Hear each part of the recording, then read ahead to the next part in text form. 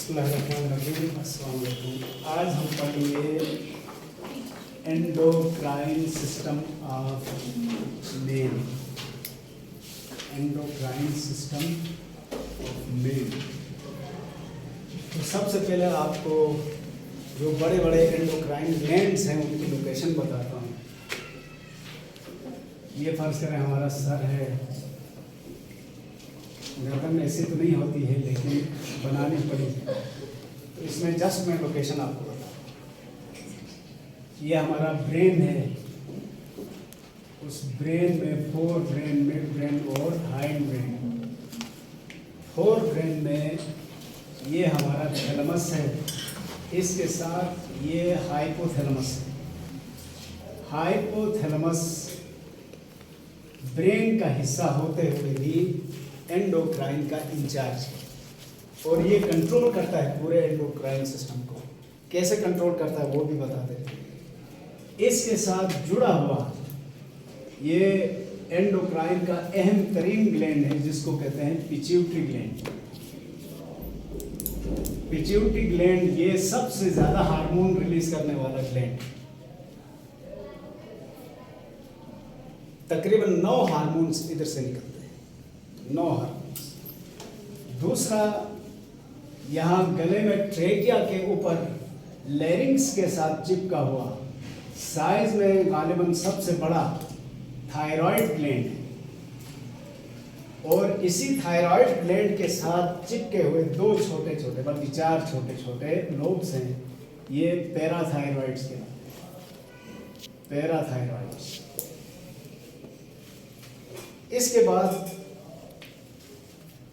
यहाँ पर स्टमक है, स्टमक के साथ ही चिपकी हुई ये पेंक्रियाज है। पेंक्रियाज बैक वक्त एंडोक्राइन भी है, एक्सोक्राइन भी है। फिर उसके बाद यहाँ पर किडनीज मौजूद हैं, ये 2, और दोनों किडनी के साथ ऊपर अटैच्ड ये इस तरह से एड्रिनल ग्लैंड्स, ये भी एंडोक्राइन फंक्शन करते हैं। इसके बाद फिर गोनेड्स हैं, टेस्टिस और ओवरीज, ये रिप्रोडक्टिव सेल्स के अलावा हार्मोन भी सिक्रीट करते हैं। ये बड़े बड़े जो ग्लैंड थे उनका जिक्र है। छोटे मसलन स्टमक के अंदर भी है, इंटेस्टाइन के अंदर भी है, और जगहों पर भी छोटे छोटे हैं। तो मेन जो एंडोक्राइन सिस्टम है इनसे बनता है। अब इनके काम करने का तरीकाकार क्या है, मैं आपको एक बात बार बार कहता हूं कि ये जो हाइपोथैलेमस है ये एंडोक्राइन का इंचार्ज है। तो ये किस तरह से है इसको आगे भी डिस्कस किया है, हम पहले थोड़ा सा सक्सेसफुली देख लें। हाइपोथैलेमस इस तरह से और ये न्यूरॉन से ही बना है, जाहिर है। इसके कुछ न्यूरॉन्स पिट्यूटरी ग्लैंड तक, पिट्यूटरी ग्लैंड इस तरह से, इसके कुछ न्यूरॉन्स की सप्लाई इधर तक मौजूद है और यहाँ से ये कुछ हार्मोन सिक्रीट करता है जिसको रिलीजिंग फैक्टर्स कहते हैं। रिलीजिंग फैक्टर्स, इन रिलीजिंग फैक्टर्स की कोई 20 टाइप्स है। हर हार्मोन के लिए अलग रिलीजिंग फैक्टर है। तो ये पिट्यूटरी के जरिए पूरे एंडोक्राइन को डिक्टेट करता है कि अब ये हार्मोन रिलीज करो, अब ये, तो ये किस तरह करेगा, अलग अलग रिलीजिंग फैक्टर रिलीज करेगा। उसके मुताबिक फिर पिट्यूटरी आगे पैगाम भेजेगा। तो हर जो एंडोक्राइन ग्लैंड है वो अपना अपना हार्मोन रिलीज करेगा। तो ये इस तरह से कंट्रोल करता है। इसके अलावा कुछ हार्मोन्स के बारे में राय ये है कि वो यहाँ बनते हैं और इधर पोस्टीरियर लोब में स्टोर होते हैं, उनको भी पीरियडिकली बाहर निकालते हैं। और इनके हार्मोन को न्यूरो सिक्रेशंस भी कहते हैं, रिलीजिंग फैक्टर्स भी कहते हैं, हार्मोन्स भी कहते हैं। असल जो हार्मोन्स का सरदार है या एंडोक्राइन का सरदार है वो पिट्यूटरी ग्लैंड है। और मैंने आपको बताया पिट्यूटरी ग्लैंड बजाते खुद ब्रेन के अंदर है और हाइपोथैलेमस के साथ जुड़ा हुआ है। तो पहले देखते हैं ये पिट्यूटरी ग्लैंड किस तरह का है। ये 2 हिस्सों पर मुश्तमिल है। एक ये स्टॉक लाइक है, यानी एक हैंगिंग या लटकने की सलाहियत फराहम करने वाला पोर्शन है, इसको कहते हैं इनफंडिबुलम। इनफंडिबुलम कहते हैं इसको स्टॉक भी कह सकते हैं। असल नाम इनफंडिबुलम है और स्टॉक भी कहते हैं क्योंकि इसी की मदद से ये हाइपोथैलेमस के साथ जुड़ा हुआ है।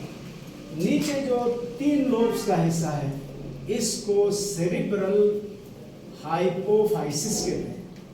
सेरिब्रल हाइपोफाइसिस या हाइपोफाइसिस सेरिब्राई भी कहते हैं। इसके 3 लोब्स हैं। ये एंटीरियर लोब कहलाता है जो साइज में सबसे बड़ा है। ये दरमियान वाला मीडियन लोब कहलाता है, साइज में सबसे छोटा है ये। और ये पोस्टीरियर लोब कहलाता है, इसका साइज दरमियाना है, यानी मीडियन लोब से बड़ा और एंटीरियर लोब से छोटा है। इस एंटीरियर लोब को मास्टर ग्लैंड भी कहते हैं और बाज़ औक़ात इसी की वजह से पूरे पिट्यूटरी ग्लैंड को भी मास्टर ग्लैंड कहते हैं। मास्टर ग्लैंड कहने की वजह यह है कि इससे 2 तरह के हार्मोन निकलते हैं। कुछ हार्मोन्स को कहते हैं प्राइमरी हार्मोन्स और कुछ हार्मोन कहलाते हैं ट्रॉपिक हार्मोन। तो इन दोनों में फर्क क्या है? प्राइमरी हार्मोन वो है जो यहाँ से रिलीज होकर डायरेक्ट अपने टारगेट पर एक्ट करेंगे और काम चलाएंगे, जबकि ट्रॉपिक हार्मोन उनको कहते हैं जो यहाँ से रिलीज होकर किसी और एंडोक्राइन को एक्टिवेट करेंगे, वो अपना हार्मोन निकालेगा। इसकी मिसाल यूँ समझे, ये डायरेक्ट काम करते हैं, ये इनडायरेक्ट काम करते हैं। मसलन मैंने इनसे कहा कि 1 गिलास पानी ला, तो इनके पास 2 ऑप्शन है। एक खुद जाके लाएं तो ये डायरेक्ट हो गया, ये प्राइमरी। दूसरा ये किसी और को कहे तुम उधर से पानी लाओ, वो लाए, तो ये इनडायरेक्ट काम है, ये ट्रॉपिक हार्मोन का काम। अब जो प्राइमरी हार्मोन है एक ही है, इसको ग्रोथ हार्मोन कहते हैं। ग्रोथ हार्मोन GHB कहते हैं इसको, और सोमेटोट्रॉपिक हार्मोन भी कहते हैं। सोमेटोट्रॉपिक हार्मोन भी कहते हैं। इससे धोखा हो सकता है, इसको जरा जहन में रखें। धोखा क्या हो सकता है? नाम से तो लगता है ये ट्रॉपिक हार्मोन है, जबकि एक्शन के हिसाब से ये कैसा है? Primary hormone. एक ये हार्मोन हो गया। ट्रॉपिक हार्मोन में मशहूर हार्मोन इसके TSH, thyroid stimulating hormone, ACTH, adrenocorticotropic hormone. Adrenocorticotropic hormone, इनको हम बाद में भी पढ़ने वाले हैं तफसील से, फिलहाल नाम याद रखें। तीसरी टाइप गोनेडल हार्मोन्स कहलाती है। गोनेडल हार्मोन्स 3 हैं।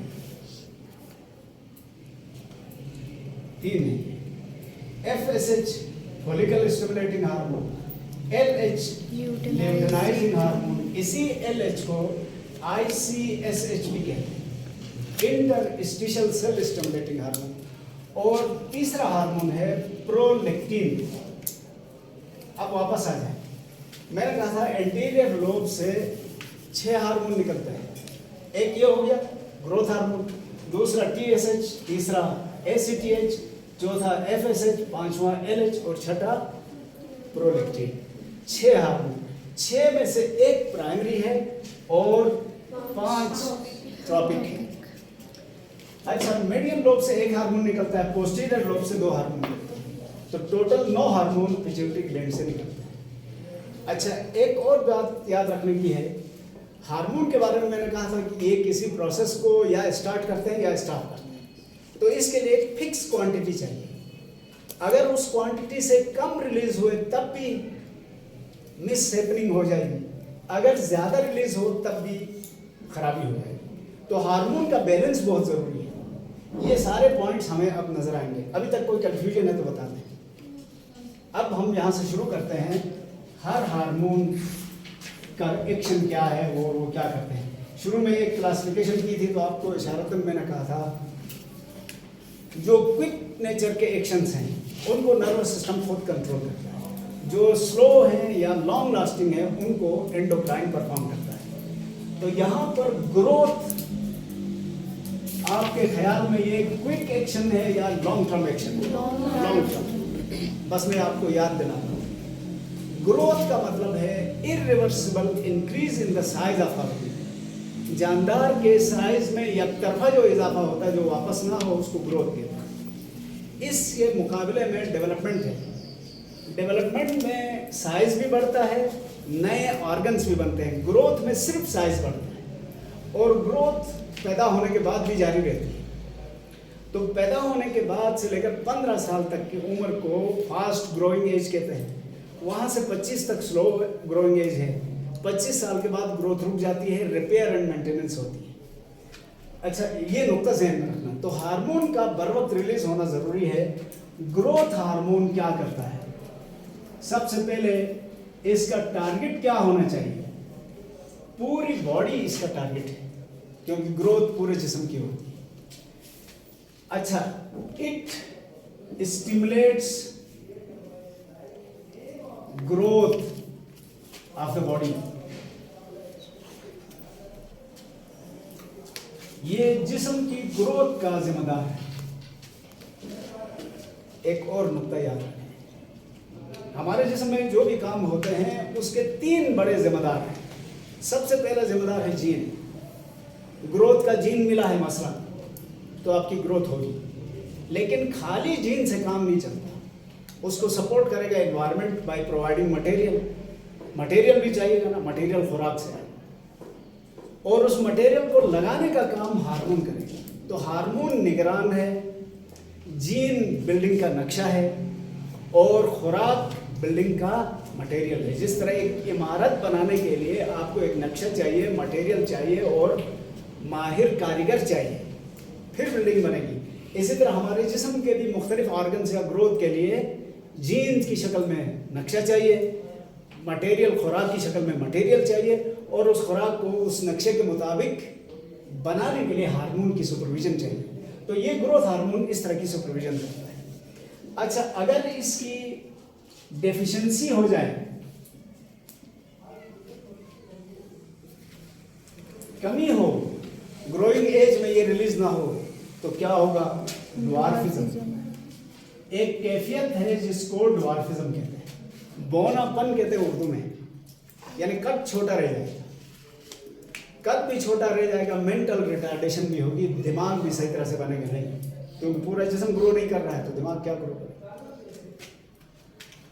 लेकिन अगर इसकी ज्यादती हुई, ओवर सिक्रीशन हुई, तो इस सूरत में क्या होगा? जाइगेंटिज्म। जाइगेंटिज्म का तर्जुमा हम कर सकते हैं देव हेकल। इंसान का कद गैर जरूरी तौर पर बड़ा हो जाएगा। ये किस एज की बात कर रहा हूं मैं? ग्रोइंग एज में। पैदाइशी ऐसा हो तो ये सिचुएशन। अगर ओवर सिक्रीशन आफ्टर एडल्टहुड, बालिग होने के बाद, बालिग तो नहीं, यूं समझो ग्रोइंग एज के बाद अगर ये ज्यादा सिक्रीट हो तो क्या होगा? उससे एक और कैफियत बनती है जिसको कहते हैं एक्रोमेगैली। एक्रोमेगैली में क्या होता है? ग्रोथ तो नहीं होगी जिस्म की, लेकिन ये जबड़े की हड्डियां बड़ी हो जाएंगी, हाथ की हड्डियां बड़ी होकर हाथ गैर मामूली तौर पर बड़े हो जाएंगे, पैर बड़े हो जाएंगे, यानी पूरा जिस्म बड़ा नहीं होगा। ये जबड़े, हाथ और पैर की हड्डियों का साइज गैर मामूली तौर पर बड़ा हो जाएगा। इस कैफियत को कहते हैं एक्रोमेगैली। तो यहां से ये रूल याद रखें आप, बर वक्त रिलीज होना जरूरी है हार्मोन का, मुनासिब क्वांटिटी में रिलीज होना जरूरी है। कमी से भी मसाइल है, बेशी से भी मसाइल। कमी बेशी नहीं होनी चाहिए, बर वक्त हो और प्रॉपर क्वांटिटी में हो तो फिर इससे सही काम होता है, अदरवाइज मसाइल पैदा। ग्रोथ हार्मोन के बाद अब अगला है, अच्छा ये ग्रोथ हार्मोन कब रिलीज होगा? ये अपनी मर्जी से नहीं होगा। पहले पैदा होते ही माहौल बदलेगा, वो स्टिमुलाई है। ये स्टिमुलाई ब्रेन तक जाएंगे, ब्रेन से hypothalamus somatotropin releasing factor release करेगा, उसके जवाब में पिट्यूटरी ग्लैंड सोमेटोट्रोपिक हार्मोन रिलीज करेगा। इसी तरह अगर हाइपोथैलेमस से थायरोट्रोपिन रिलीजिंग फैक्टर आएगा, तो उसके जवाब में ये आप कह सकते हैं हाइपोथैलेमस थायरोट्रोपिन रिलीजिंग फैक्टर। ये हार्मोन भी इसको कह सकते हैं, रिलीजिंग फैक्टर भी कहते हैं। ये किसके ऊपर आएगा? पिट्यूटरी के एंटीरियर लोब पर। तो इसके जवाब में पिट्यूटरी ग्लैंड क्या रिलीज करेगा? TSH, thyroid stimulating hormone. और ये थायराइड स्टिमुलेटिंग हार्मोन जाकर थायराइड ग्लैंड को स्टिमुलेट करेगा।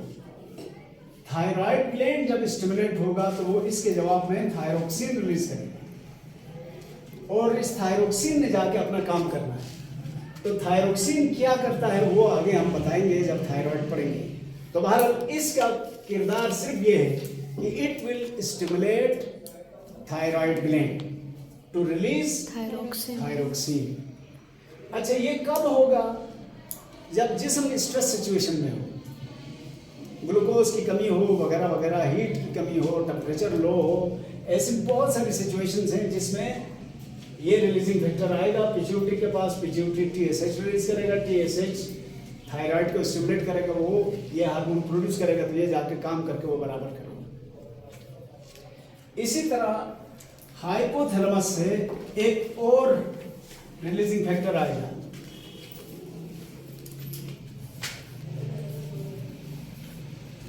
Corticotropin releasing factor. जब ये रिलीज होगा तो पिट्यूटरी ग्लैंड इसके जवाब में ACTH रिलीज करेगा, एड्रिनो कॉर्टिकोट्रोपिक हार्मोन। पूरा नाम क्या है इसका? एड्रिनो कॉर्टिकोट्रोपिक हार्मोन। ये जाकर एक्ट करेगा एड्रीनल कॉर्टेक्स के ऊपर। एड्रीनल ग्लैंड का एड्रेस मैंने आपको बताया था, ये किडनी के ऊपर है। और एड्रीनल ग्लैंड के दो हिस्से हैं, किनारे को कॉर्टेक्स कहते हैं, इंटीरियर को मेडुला कहते हैं। तो ये जो ACTH है, इसका टारगेट इसका ये कॉर्टेक्स है, और इसके जवाब में एड्रीनल कॉर्टेक्स क्या रिलीज करेगा? Cortical hormones. और ये कॉर्टिकल हार्मोन्स क्या करते हैं ये भी हमें बाद में पता चलेगा जब हम इसको पढ़ेंगे। ठीक हो गया। इसके बाद तीसरे हार्मोन पर आते हैं। तीसरा है गोनेडल हार्मोन, और उसके लिए भी हाइपोथैलेमस से अलग रिलीजिंग फैक्टर आता है, गोनेडोट्रोपिन रिलीजिंग फैक्टर। जब ये रिलीज होगा तो पिट्यूटरी इसके जवाब में, pituitary gland gonadal hormones release करेगा। और ये गोनेडल हार्मोन्स 3 हैं, मैंने आपको कहा था। FSH है, LH है और प्रोलेक्टिन है। FSH will act on ovaries, और इसके जवाब में ओवरीज फॉलिकल्स बनाना शुरू करेंगे। LH बाद में रिलीज होगा, और LH क्या करेगा? ओव्यूलेशन करवाएगा। फॉलिकल के अंदर एक होगा वो रिलीज करेगा, वो भी सारा हमने पढ़ना है बाद में। प्रोलेक्टिन क्या करेगा? मिल्क प्रोडक्शन कराएगा। इसकी जिम्मेदारी है मिल्क प्रोडक्शन।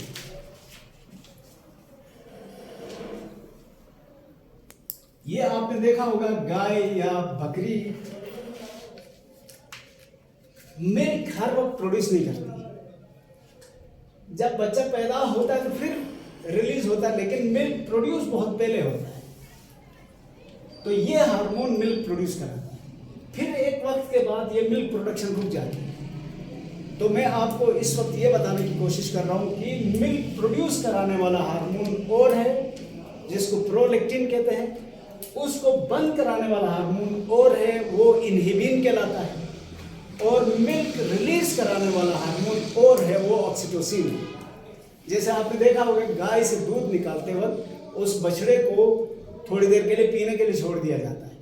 जब तक वो बछड़ा गाय का दूध थोड़ी देर नहीं पिएगा, गाय दूध रिलीज नहीं कर सकती। तो जब बछड़ा दूध पीना शुरू करता है तो फिर गाय के ब्रेन तक ये मैसेज जाता है, फिर वहाँ से गोनेडोट्रोपिन रिलीजिंग फैक्टर आता है, फिर उसके पिट्यूटरी ग्लैंड से ऑक्सीटोसिन रिलीज होता है। ऑक्सीटोसिन रिलीज होने के बाद फिर मिल्क इजेक्शन होता है। तो मिल्क प्रोडक्शन और है, मिल्क इजेक्शन और है। ये प्रोलैक्टिन क्या कर रहा है? मिल्क प्रोडक्शन का जिम्मेदार है।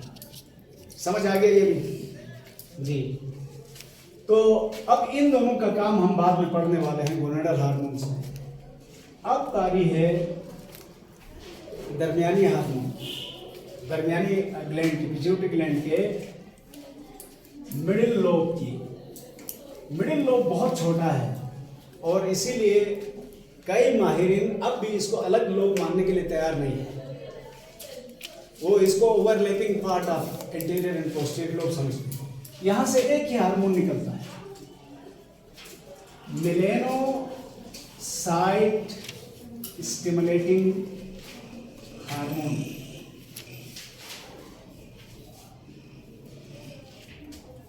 इसकी तफसील थोड़ी सी आप यूं समझ लें, हमारी जिल्द में कई तरह के सेल्स हैं। इनमें से एक टाइप के सेल्स को मेलेनोसाइट्स कहते हैं। ये मेलेनोसाइट स्किन का एक पिगमेंट प्रोड्यूस करते हैं जिसको मेलानिन कहते हैं। मेलानिन की 4-5 अक़साम है। यू मेलानिन वो है जो जिससे स्किन का कलर डार्क हो जाता है, ब्लैक कलर आप शॉर्टकट में कह सकते हैं। हुआ ये है कि अगर हमारी जिल्द स्किन के लिए एक्सपोज हो जाए, धूप पड़े या स्ट्रेस सिचुएशन आ जाए, कोई परेशानी, तो इसकी इत्तला ब्रेन को मिल जाती है। ब्रेन मेलेनोफोर रिलीजिंग फैक्टर रिलीज करेगा, वो पिट्यूटरी पर एक्ट करेगा, पिट्यूटरी पर, और उसके जवाब में पिट्यूटरी ग्लैंड का मिडिल लोब ये हार्मोन रिलीज करेगा। ये हार्मोन यहाँ से जाकर स्किन के सेल पर अप्लाई होगा तो स्किन के ये वाले सेल मेलानिन प्रोड्यूस करेंगे। मेलानिन जितनी ज़्यादा प्रोड्यूस होगी स्किन का कलर डार्क हो जाएगा। तो इसके लिए भी जीन का भी होना ज़रूरी है, स्टिमुलाई का भी होना ज़रूरी है, खुराक का भी होना ज़रूरी है। फिर तो मैं आपको यहाँ दिखाता हूँ, मैंने टी शर्ट पहनी बहुत सारा, तो यहाँ ये एक्सपोज पार्ट था, इधर स्किन अप्लाई हुई, ये सारा प्रोसेस हुआ और मेलेनोसाइट ने मेलानिन प्रोड्यूस किया तो टैनिंग हुई। इसी को टैनिंग कहते हैं, स्किन डार्क हो। ठीक है, ये इसीलिए जितना धूप में एक्सपोज नहीं होंगे उतना ही स्किन साफ रहेगी। जितना एक्सपोजर टू सन होगा वो एरिया खास ऊपर जहाँ पर ये स्टिमुलस अप्लाई हुआ वो ब्लैक हो जाएगा। समझ आ गया?